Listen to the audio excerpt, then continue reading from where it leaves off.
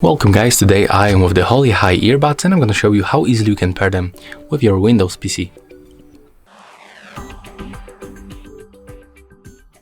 So to do this you have to simply open this charging case, and right now just remove both earbuds from the case and take a look for these indicators. The right one will start blinking blue and red. It means that right now they are in the pairing mode, so they are visible to other devices. So we have to put them close to our laptop. And next, we have to go to the settings, open the settings.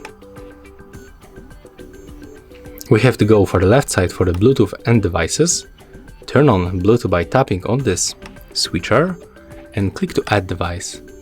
Select Bluetooth. Now just wait until they pop on the list.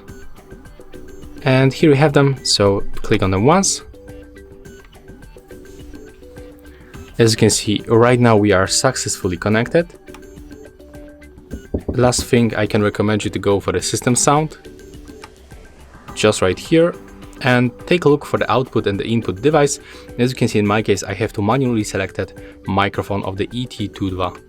So that's all for this video. Hope you like it. Remember to leave a like, comment and subscribe to our channel.